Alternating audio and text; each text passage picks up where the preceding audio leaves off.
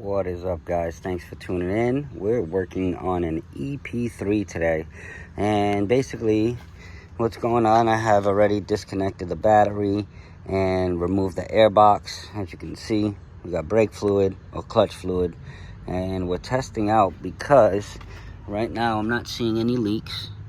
There's nothing going on. I pumped the pedal, which no longer has pressure. So you'll see, you press it down and it stays down. So let's go ahead. First thing you want to check is the master cylinder, which I already checked underneath the pedal, behind the clutch pedal, see if it's leaking. And then you want to inspect your clutch line. So all the way to the slave, right down here, and then all the way over here. Oh yeah, we got some rust, so that's potential for a leak. Even these brake lines are definitely going to be due for some maintenance. But here's what I found. Let's see if I can get a better angle on that. We got leakage. So right now I'm literally just pressing in the clutch fork. So we have a leak, and that's going to be our issue. So let's go ahead and tackle it. All right, guys, since we know that the line was rusted, that's another spot that was ready to break right there. As you can see, I'm pointing at it, but the original leak was right over here on the opposite side. So you got a fitting here, and then it goes to a rubber hose, and then it goes back to a fitting and a hard line. So that's where the problem was. So first you want to take out two 12mm bolts, which are located right on top of the tranny in between this harness here. You can see them there. Go ahead and loosen those.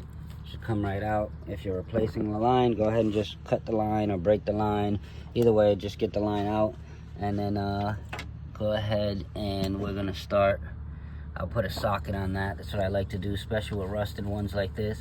Just bang a socket on it, and you can remove the fitting. That's if you're gonna reuse it, but we're gonna just take off this safety clip, and we're gonna get rid of the hose, because as you can see, this thing is cruddy and muddy, and yeah, there's barely anything left on these. So it's a sad sight to see, but it's good because we're gonna install brand new stuff. So that's even better. So no love lost. Let's get these repairs done. All right, guys, this is the new material we're gonna be installing.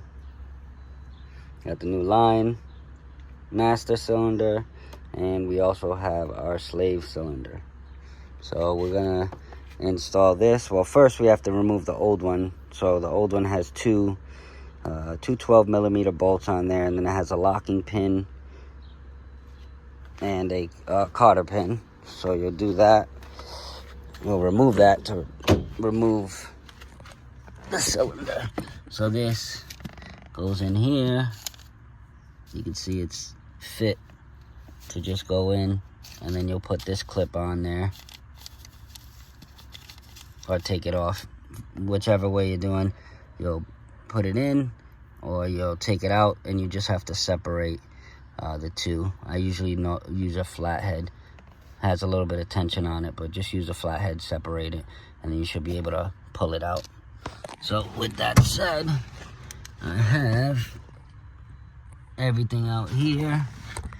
The old slave cylinder is right over there. It's about to get pulled out, and it's released from the pedal and from the firewall. So we're gonna take that out now, and then we'll put in the new one.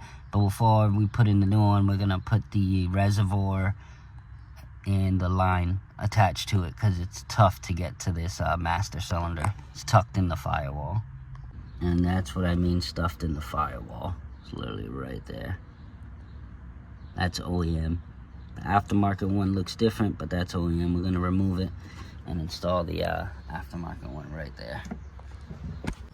All right, guys, so we got it connected. This silver bottom portion, at least for my valve, was a 17, and this was like a 13 or like a half.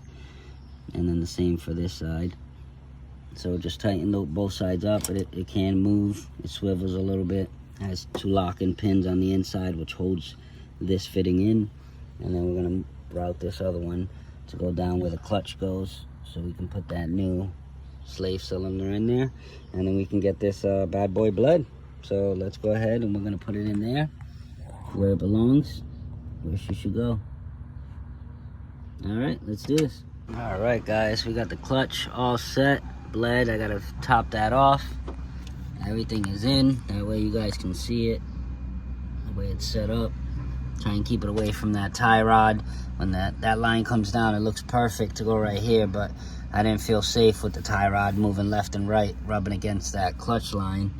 So I put it here on this torsion bar or traction bar. It's probably a traction bar, a stabilizer bar actually. So that's down there.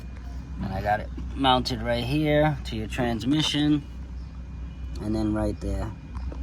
So you just gravity bleed it, lift up the front of the car, crack that 8mm screw on the slave, just like any old Honda. And then you'll watch this slowly go down if you have the clutch set up correctly, which I'm gonna show you now. So we'll take reference off of this one. So we have, this is the stock clutch that we took off.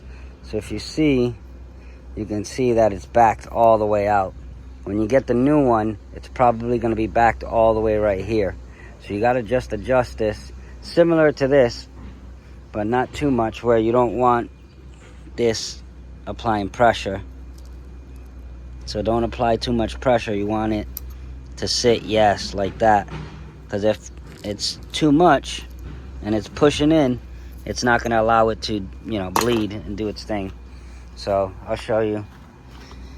I adjusted this similar to that one. This one was poking out a little bit too much, but I adjusted it.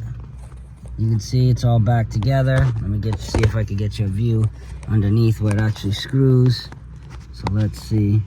Yeah, you can see it right there. Oh, right there. So there's just a little nub on the inside, and then you'll lock that locking nut on the back half. It's either a 12 or a 13, depending on your OEM or aftermarket setup. And then you should have pressure. Like I said, I didn't even pump. No bleeding, just gravity bled. Thing pops right out. No problem. So now we'll take it for a test drive. Well, other than that, that is complete. All right, guys, that is pretty much it for today. That is good. And if you guys found this video helpful, as always, like, comment, and subscribe. Thanks for watching the best Honda channel on YouTube.